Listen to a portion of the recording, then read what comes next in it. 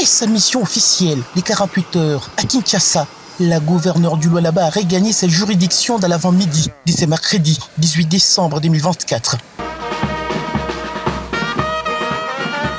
Les membres du gouvernement provincial, ceux du Conseil provincial de sécurité, de son cabinet et cadres de formation politique de l'Union sacrée de la nation ont fait les déplacements de l'aéroport de Kolwezi pour réserver un accueil chaleureux à la femme qui matérialise avec brio la volonté politique du chef de l'État Félix Antoine Tshisekedi Tshilombo dans la province cobaltifère.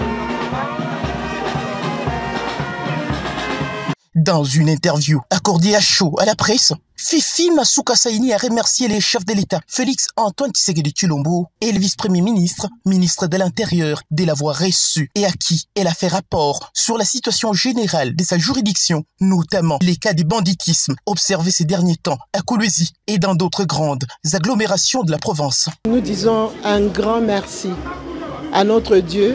Il a été avec nous dès notre départ et nous a ramenés. Un grand merci au chef de l'État, le garant de la nation, le président de la République démocratique du Congo. Nous lui disons merci pour l'audience qu'il a pu nous accorder, dans laquelle nous avons échangé sur plusieurs sujets. Le développement de la province du Lualaba est son point le plus important. Il veut changer l'image de la République démocratique du Congo en passant par la province du Lualaba. Comme il a toujours dit, il faut que les richesses de la province du Lualaba puissent refléter aux yeux du monde la qualité de la vie de la population du Lualaba et de toute la République. Nous vous annonçons aussi qu'il sera ici au mois de février pour le début des inaugurations. Merci à son Excellence, Monsieur le Vice-Premier ministre, ministre de l'Intérieur, qui nous a aussi reçus en audience et nous avons pu parler spécialement de la sécurité de la province du Lualaba ainsi que ses encouragements par rapport au travail que nous sommes en train de faire. Au sujet de l'affaire suspension bourgmestre de Fungurume, l'autorité provinciale l'invite à présenter ses moyens de défense, particulièrement sur la gestion de la redevance minière, sous peine de se voir déférés devant la justice, car souligne-t-elle, la population de cette entité territoriale décentralisée mérite mieux que ce qui est vu sur terrain actuellement, surtout dans les domaines des infrastructures. Nous avons aussi parlé de cette situation du bourgmestre de Fungurume. Nous avons montré au vice-premier ministre, ministre de l'Intérieur, toutes les preuves qui nous ont poussé à pouvoir le suspendre. Pendant plus d'une année, nous avons appelé le bourgmestre de Fungurume pour l'instruire. C'est aussi le dire du chef de l'État. Les fonds de l'État doivent être utilisés pour le bien-être de la population.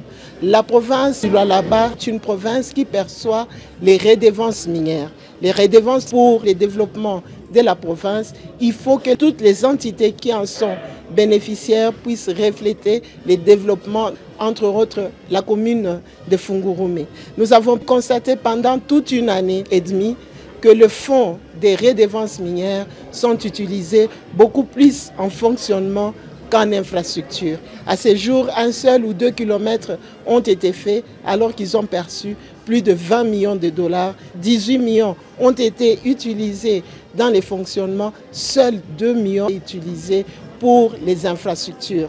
Nous demandons à ce bourgmestre de pouvoir s'aligner par rapport à l'administration et de répondre à toutes les questions qui lui seront posées par rapport à sa suspension préventive.